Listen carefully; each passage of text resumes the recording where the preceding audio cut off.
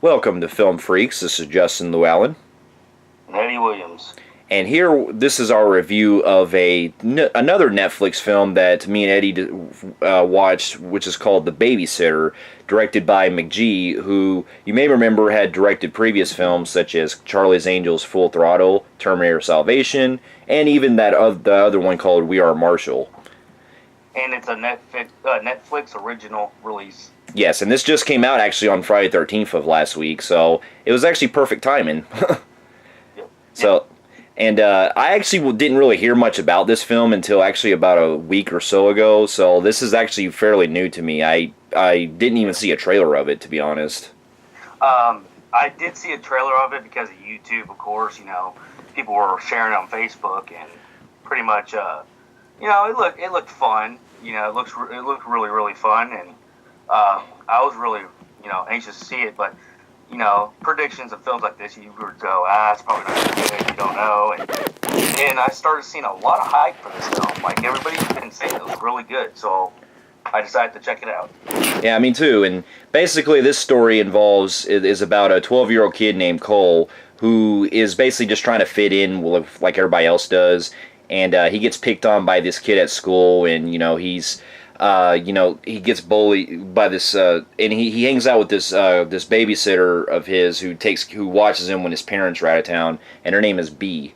And there's one day when his parents decide to go out and try to, I guess, reconcile their marriage and everything. And one night, him and her are pretty much spending the night together on their own until he has to go to sleep. And then, well, this is not really a spoiler because it's pretty much shown in the trailer. Basically, he tries to sneak up in the middle of the night and sees that she's brought over some other teenagers over that are around her age that she's hanging out with, and he basically witnesses her murdering one of the people, and then he discovers that they're basically part of a cult. Yeah, it was pretty much he went down there because he was told by this girl that he's friends with that they would probably be having sex, that babysitters have sex. Yeah. Whenever they go to sleep and they invite people over. So he stayed up all night to see if that's true. And yeah, when the shit goes down, yeah, they're kind of like this, like part of this like little cult thing. It kind of remind me of like witchcrafting because she has like a witch book, like a Book of the Dead type thing. Yeah. Well, not just that, but I think the whole premise with them kind of being part of this cult, and you have like the sexy babysitter, well, the sexy part of the leader of the group. It kind of reminds me like a reverse. It kind of reminds me a little bit of that movie Jennifer's Body, but with the whole cult shit. Only if in that movie she was actually that leader of that cult. But yeah. But basically, this film actually, when I was hearing about it, I actually heard a lot of praise because. From the font and the way that the poster's kind of laid out, it kind of looked like it had kind of an 80s thing going on for it. And 80s is one of my favorite decades in films. I think 80s was probably at the highest point film has ever been. I mean, I'm not trying to bash 2000s and the great new technology we have, which is still great, discovery, but 80s films, to me, still just, they hold dear to me. I'm from the 80s. And I am so glad that we're into an 80s vibe now. Yeah, me too. It seems like everybody is starting to get on the 80s train now. Yeah, and I gotta tell you, like, after going into this movie pretty much blindly, I actually got really into it. I thought it was quite a fun time. Now, if you guys seen also, we didn't explain, was the boy, I mean, pretty much the trailers, the bad thing about watching the trailers, which everybody's pretty much watched, it does give you pretty much the entire story. Yeah. He's caught watching, and then he's pretty much, not really home aloneing people. He kind of is, but it's kind of like he's on premise trying to escape. Yeah. From these teenagers who are all like together and want to kill him. Yeah, that's what I was getting. It was kind of like if you had Kevin McAllister being actually running away from the burglars, but basically what I can say that I do enjoy this film, and it was actually quite a surprise to see movies like this that are coming more with Netflix original movies, because I always get a kick when they put like these like '80s or these type of horror films that can actually like push the limits and stuff. So to basically get my pros out of the way, I really got into the way that the premise is set up with the whole kid having to fend off or try to escape from the teenagers and stuff, and I actually really got into the performances as well, like especially the kid that plays Cole, Judah Lewis, I believe that's his name. I thought he was pretty good. He really carried this movie a lot, and I even enjoyed the other girl, the girl that plays the babysitter, Samara Weaving. She actually, I found out recently that she's actually the niece of Hugo Weaving. Yeah. Yeah, and I thought that. Now, I'll get to some of my pros, too. Now, this film is really, really entertaining. It is fun. I mean, I had a blast. But you can't go on this film taking it seriously. There's some people that's been saying it's a horrible film because they walked into it and they took everything seriously. Yeah. So, warning for people that when you go in this, do not take it seriously, because if you went in a serious mindset, this movie would be bad. Well, it would be breaking the laws of physics, and people get shot in the heart, and they're still able to get up and walk around and shit. Yeah. It beats. It's an unbelievable stuff happens in this film that ain't realistic. But so don't go in this taking it seriously, because there were, like I said, there were some people that actually did that with this film. Well, you know what? Actually, to kind of go into that, actually, the way that the film is going with its humor, which which keep in mind, I did laugh quite a bit. I think that the way that this film's humor is set up, it is in a way. It's almost like if Edgar Wright might have directed this film, because the way that the characters are going through with, like, the way that the dialogue is handled and the way that the characters are acting nonchalant about things, it really feels like I'm watching, like, a horror movie version of, say, Baby Driver. If, say, this film was directed by Edgar Wright with that kind of, like, humor where the characters are in on the joke and they're basically, they're acting all cool about it, basically. Well, to start off with my pros, continue. Yeah, well, and also what I really enjoyed too was the way that I liked the chemistry between the kid and the babysitter. I thought they were, they were really, at the beginning of the film, you really get the sense of, like, they've known each other for a while and everything, and you can tell that they, have, like, a lot in common and things like that. And I thought the dialogue really worked with their banter back and forth. And one of the yeah, go ahead. Oh, I was going to get on my pros. I agree with you on the... All right, now my pros, I really love the performances by everybody. Well, until one person, I'll tell you my cons. I got into everybody. I thought, especially the girl and the shirtless guy in the trailer. Mm-hmm. He was funny. The black guy's even fucking hilarious. Yeah, I would say... So I had a blast with that. Yeah, I would say the entire cult themselves, like at least 90% of them are all really great, and they have, like, their own, like, funny personality to them. I enjoyed everybody in this. I agree with you. I thought the boy carried the weight on this film. The boy was actually, surprisingly, I love the boy. The boy was my favorite. Yeah, he was. I thought he was a hell of a good. And yes, him and the blonde girl, the main cult leader, their chemistry was amazing. Yes. Really amazing.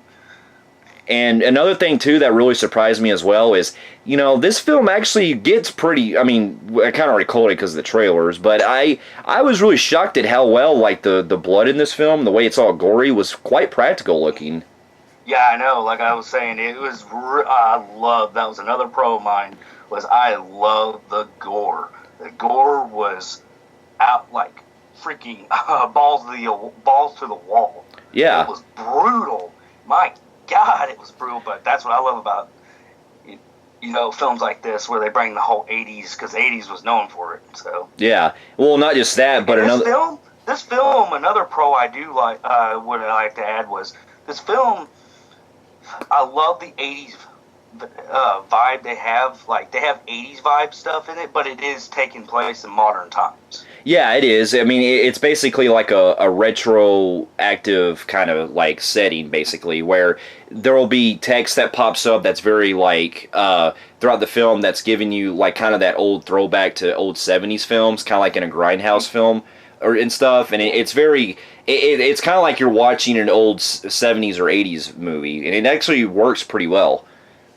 And I also enjoyed the music selection too, because this kind of goes back to when I was kind of comparing to something like Edgar Wright, because the film actually has a soundtrack that is very keen. That's like Baby Driver in a way. Yeah, it's I agree. The music in here does feel like they took out kind of the same era of music they did in Baby Driver, where there's some similarities to their music. Yeah, I agree with that. And it was good. I also, like I said, it takes place in modern times, so a lot of things in this film is set in 2017. But there's some things that will kind of like, if you kind of like goose egg it, you'll see 80s vibe stuff. Like the main boy, he's pretty much the only one out of the whole group, out of all the cast, that actually wears 80s clothes. Yeah, he does. And he's also got like, well, I mean, he's also into a lot of old classic movies as well, which is pretty cool. Yeah, that was another thing I was going to mention to you when I watched it, because I actually watched it yesterday. He finished it today. That boy is kind of like kind of remind me of Randy from Scream. Yeah, he did, but like a 12-year-old version of him. Yeah, with the 12-year-old, and they make references to films in this film throughout the movie, throughout the story, and he references a movie, or he corrects somebody. Yeah. A movie. Yeah, and I thought it reminded me a lot of me when I was little, because I used to do that a lot. Yeah, So yeah, and surprisingly, this film, even though it's about an hour and a half, the pacing was quite fast for a film like this. It goes by really quick. Yes, this movie is an hour and a half, hour 40. Actually, it's about an hour and 25, I think. Yeah. The movie, you go through it real freaking quick, and you don't realize it. Yeah, but I felt like I was having a blast the entire time, though. And I think that's the thing was with me, is I was having too fun, and it just ended so quickly. Well, not just that, but I also like the arc that he pretty much goes through the entire film, which I won't spoil. But when you see the way that he's trying to escape from the cult and everything, it really leads to something pretty epic that I thought really paid off well. Now here's pretty much where I kind of get to a couple of my cons.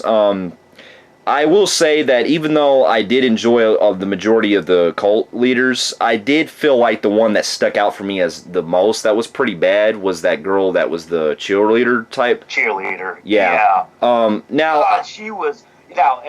Everybody I can handle in this film, and a lot of them are actually just not handled. They're pretty good anyways, but that cheerleader was fucking cringy. Yeah. God. And not just that, but one thing I will say that she did that was funny though was that the film actually acknowledges at one point that of how annoying she is. So I thought that at least kind of worked. But yeah, overall, I it's a character that was basically put there for the audience to pretty much hate. It appears. Yeah. So I think that was actually intentional. Yeah, I mean, that can work. It's just it still kind of bothers you because she's cringy. Yeah. But another thing I did kind of notice too was that there was something toward the end that, even though I didn't like how the film paid off, it was kind of like I felt like the climax was a little questionable, because it does feel like there's an opportunity there's something that the film is kind of going somewhere, but then the motivation I'm not really too understanding precisely. Yeah. All right, this movie is kind of, like I said earlier, it's paying homage to 80 films, and a lot of 80 films were known for kind of really not going into explanation what they were making. So this film, you don't really understand why she wants to do this cult thing, and you get a reference that she might have done this in the past to more kids. Yeah. It's just, you don't hear about it, and I agree with you that even though like the cool ending, the climax, the final, what would you say, the final climax. We'll leave it at that because I don't want to spoil it. To the leader against the leader of the cult and stuff. Yeah. I just, even for a satire, I just couldn't get into that. I just didn't really care. Yeah. For that. I mean, it was. I mean, it was fun the way that. It was cool looking. It was fun the way it built up. It's just that I felt like the film kind of did like a 180 on us in a way. I know, that's what I was saying, was the film is a blast. Even for satire and having fun, it is. But the last 10 minutes, maybe 10 minutes, the film does take a 180 where even for fun, entertainment, not take too seriously, it kind of was a little cooler. Kind of cooled you off a little bit. Yeah. Yeah. But so that was a couple of my cons I had that did kind of like push it back for me. But overall, though, I mean, there's more I want to go into, but it is, you know, it is still a fun, little horror film that I definitely do recommend. Now, even satire or not, I do want to add one more thing to my. It's not so much as a con. It's kind of like it's kind of a pro con. It shares pros and cons, and it's the part where the boy is literally. You can count your fingers and toes how many times this boy is like out of the house, and he could have just ran and got away, and he's practically just circling around his neighborhood, like his house, his property. It's like, when are you gonna leave, dude? You're like free. Yeah, I know. You know that's what I'm saying? It's yeah, like one of those movies where the kid, you know, you're away from the killer, you're out of the house, and you scream at the TV and say, "Oh, you're free. Now run down the street and go to the neighbors or scream for help." Well, instead of running, it's like he finds a place to hide in his, you know, around his property still, and they find him, and he keeps doing that, and pretty much he lives in a big neighborhood, so it's not like he lives out in the woods or anything, so it wouldn't take much to say, "Help!" Yeah. When somebody wakes up. Well, that's what. Yeah, I mean, there are illogical things that happen throughout the film that, in real life, I'm sure this kid could find help anywhere else. But yeah, now that's where it's also my pro, because it shares pros and cons. It's because at the same time, I like that because it's making fun of 80s. Yeah, because you did have films back then that were doing that a lot, where it's because the film is actually in on the joke on that. Yep. So. But, yeah, overall, it's a great entertainment. It's a great entertainment film. Yes, it has a lot of problems, but it's just for popcorn fun. Yeah, I would say that if you really want to check it out on Netflix, it's definitely worth watching. And with that being said, since I really did enjoy this, I'm actually going to give this a 7 out of 10. Yeah, I actually was thinking the same grade too. I'm going to give this a 7 out of 10. Fair enough. Well, for those of you who have also seen The Babysitter, let us know in the comments below of what you guys thought about it as well. And if you like what you see here, you can feel free to like and subscribe to our channel. And also check out our website at filmfreaks.com. And we'll be seeing you guys here in our next review. We'll see you later. All right, later, all.